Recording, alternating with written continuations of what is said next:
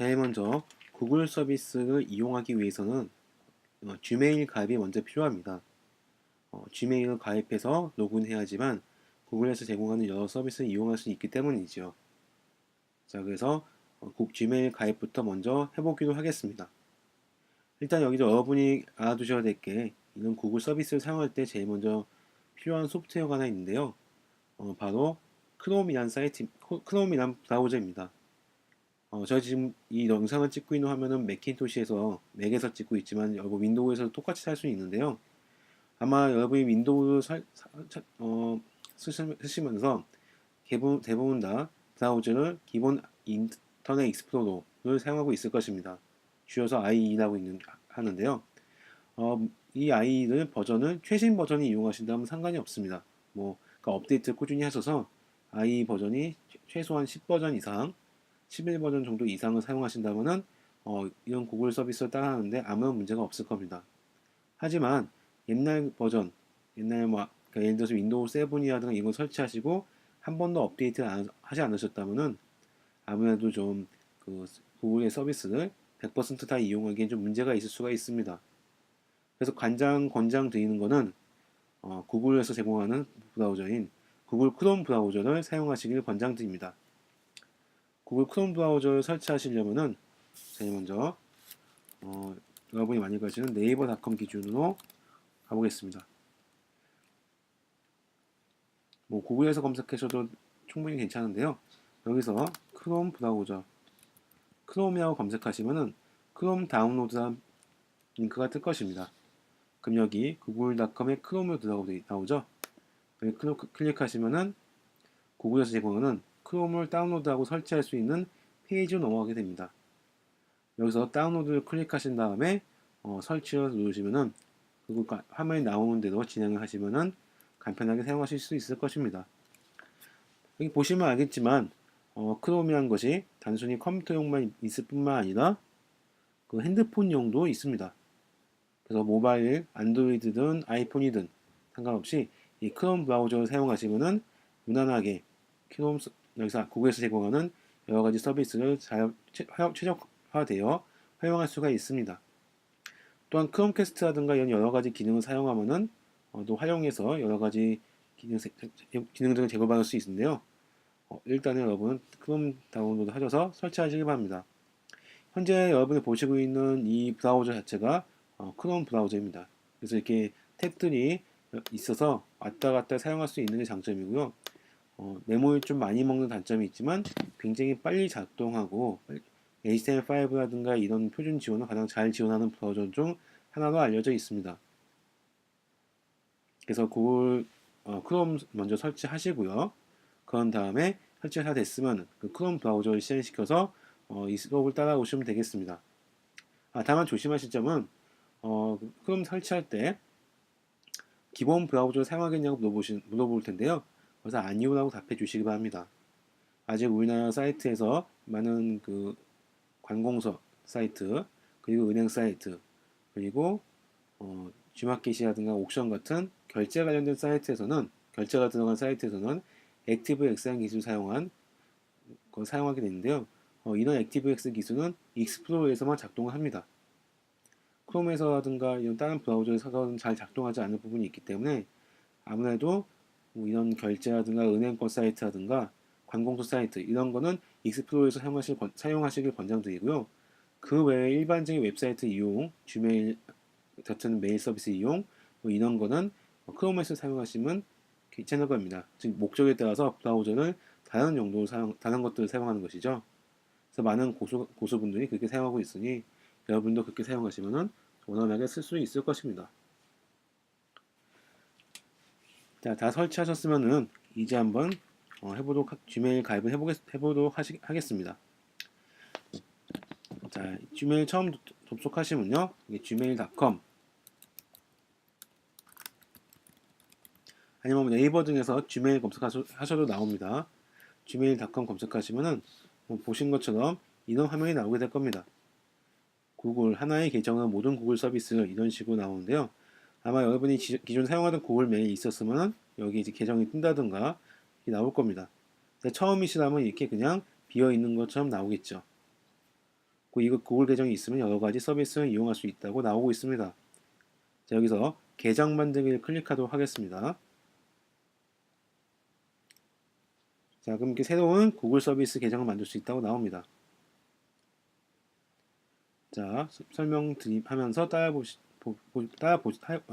설명 들으시면서 따라해 보시면 될 것 같습니다. 이름은 평상시대로 입력해 주시면 됩니다. 여기는 사용자 아이디입니다. 그래서 어떤 이메일 주소를 만들지 여러분이 자주 선호하는 아이디를 쓰시면 되는데요.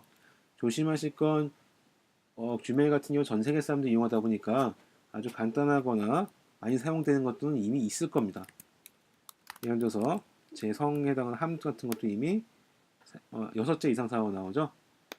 그리고 이미 사용 중이 많기 때문에 저는 이제 임의로 이렇게 해보도록 하겠습니다. 이 이메일 주소를 이 이메일 주소 가지고 계속 사용하고 있고 한번 메일 주소를 만들면 이게 변경이 불가능합니다.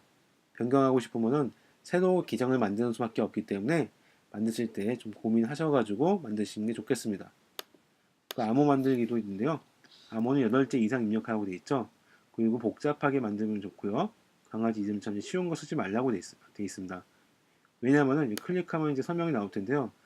사전 대입 방식이라고 해가지고 자주 많이 사용하는 단어라든가 문자들을 반복적으로 로그인 시도해서 로그인하는 경우가 많이 있기 때문에 이런 걸 하지 말라는 겁니다. 예를 들어서 1, 2, 3, 4, 5, 6, 7, 8 이런 거라든가 연속적인 숫자 아니면 자주 가는 위치 그런 것들을 하면은 금방 뚫리게 됩니다. 그래서 이 암호는 길수록 암호를 뚫기가 굉장히 힘들어지니까 긴 암호를 만드는 게 좋고요.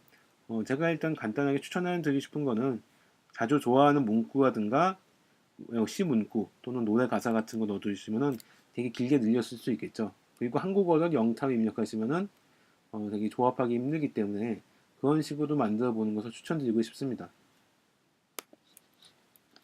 예를 들어서 우리나라 애국가 같은 거 대한민국 동해물과 백두산이 마르고 닳도록 이렇게 엄청나게 길어지죠. 대신에 이제 로그인할 때마다 귀찮아지겠지만요.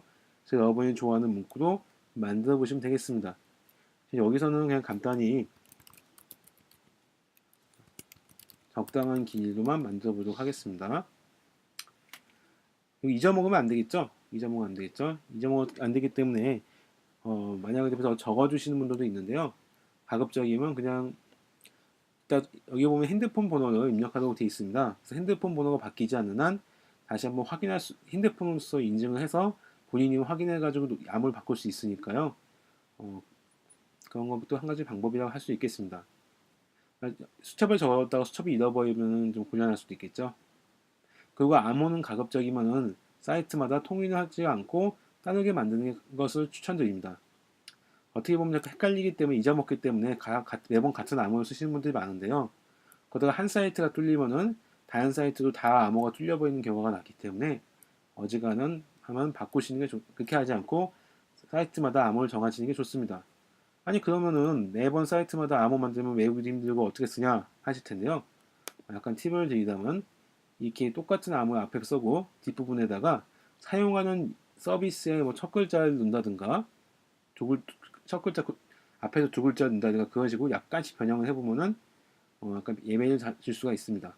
그래서 gmail 로그인할 때는 머시기 go 네이버 로그인할 때는 머시기 na 이렇게만 넣어줘도 그냥 단순히 대입해서 복사 붙여넣기 해서 로그인하는 걸 막을 수 있기 때문에요. 이건 방법도 한 가지 방법이라는 거 알아두시면 좋겠습니다. 그 생년월일 이거는 어떻게 생년월일 넣어주시면 되고요. 네, 날짜 보시면 알겠지만 얼마 전에 생일이었습니다. 성별 넣어주시고요. 기타 하시는 분들이 있으잖아요. 있을 수도 있겠죠. 휴대폰 번호도 넣어주시기 바랍니다. 휴대폰 번호도 넣어주셔야 되는데 정확히 넣어주셔야지 해당 전화가 와서 인증을 하게 됩니다. 그래서 전화를 넣어주도록 하겠습니다. 자, 그리고 이메일 주소도 써놓으시는데요. 이 이메일 주소는 여러분이 현재 이게 새로 만드는 이메일 주소 새로 만들잖아요. 근데 잊어먹었어요. 그럴 때 핸드폰도 사용할 수 없어요. 그럴 때 사용할 최종적인 주소가 되겠습니다. 그러니까 실제 사용 중인 다른 이메일 주소를 넣어주시면 되겠습니다. 가급적 네이버라든가 다른 거, 네이버라든가 다른 것도 줘도 괜찮을 거고요.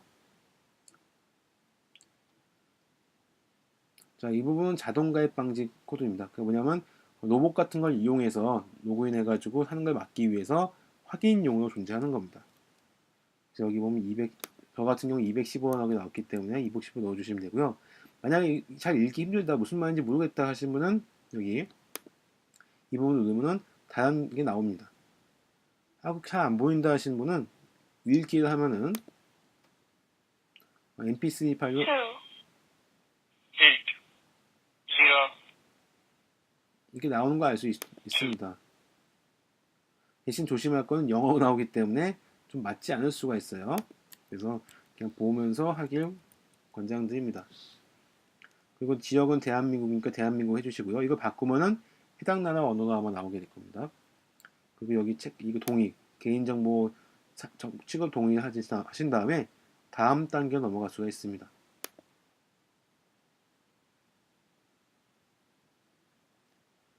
그러면 이제 새로운 메일이 왔다는 걸 확인하고요.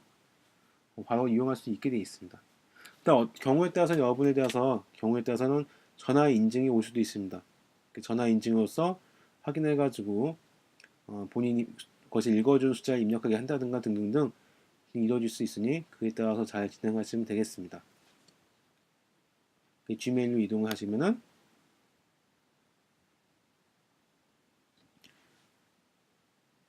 지메일로 가게 되겠죠.